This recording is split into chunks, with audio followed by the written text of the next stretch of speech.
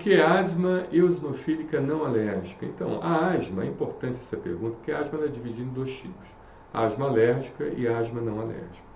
O tratamento, né, tanto para a asma alérgica quanto não alérgica, são diferentes, até porque o mecanismo de ação são completamente diferentes também. Em relação à asma alérgica, a gente entende bem como é que é a fisiopatologia, né? É uma fisiopatologia que tem um componente, vocês que nos acompanham bastante tempo no canal, vocês sabem que é um componente T2, que antigamente era chamado TH2, mas hoje a gente conhece como T2, que é um componente que envolve principalmente a produção das chamadas interleucinas, né? Interleucinas 4, 5 e 13, que são aquelas interleucinas que estimulam a produção de linfócitos B a produzir os anticorpos da classe GE e também a produção de outros elementos, como mastócitos, basófilos e eosinófilos, né? Nesse caso eosinófilo, né? Aumentando, piorando então a hiperresponsividade brônquica, você tem uma liberação muito grande de uma substância chamada histamina. Muitos de vocês sabem o que é a histamina, que é uma substância broncodilatadora, uma substância vasodilatadora, uma substância que de certa forma causa um edema, causa um inchaço nos brônquios e por sua vez leva então a uma falta de ar. Agora, o interessante é que a asma, apesar dela ser não alérgica, né, ou seja, é uma asma que não tem aquele componente que a gente chama componente T2, com produção de interleucinas 4, 5, 13, aquilo tudo que eu já falei, ela pode ter também um aumento de eosinófilos. É interessante isso, né?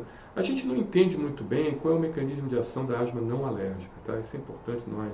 Tudo que se tem hoje em literatura, em estudos científicos, é um pouco de especulação, é um pouco de teorias, é um pouco de teses, é um pouco de possibilidades, né?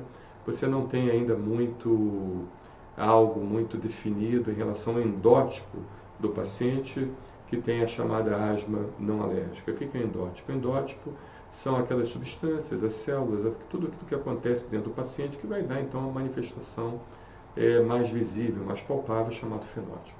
Tá? A gente tem três tipos de situações, o genótipo, o endótipo e o fenótipo. O genótipo é a questão genética mesmo, né? São as informações genéticas que nós temos, e o componente epigenético que está envolvido nisso, na modulação desse material genético. Nós temos o endótipo, que é justamente as substâncias químicas produzidas e células produzidas dentro de você, que levam à manifestação clínica que a gente chama de fenótipo. Então, a gente sempre vai falar termos mais técnicos aqui, porque o conhecimento nunca é demais, né? Esse espaço é para nós melhorarmos o conhecimento, assim como também eu gosto muito de assistir advogados falando de termos jurídicos.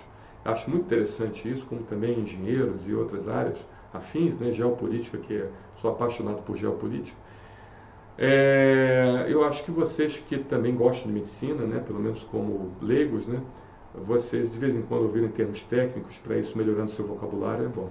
Então, essa questão da asma eosinofílica não alérgica é uma asma que tem eosinófilos, que produz, de certa forma, um quantitativo de histamina também, e outros mediadores inflamatórios vasodilatadores, mas ao mesmo tempo a gente não conhece muito bem por que levou à produção do eosinófilo. O que a gente sabe é que acontece, ou seja, o eosinófilo é produzido. Tá bom? Obrigado pela sua pergunta.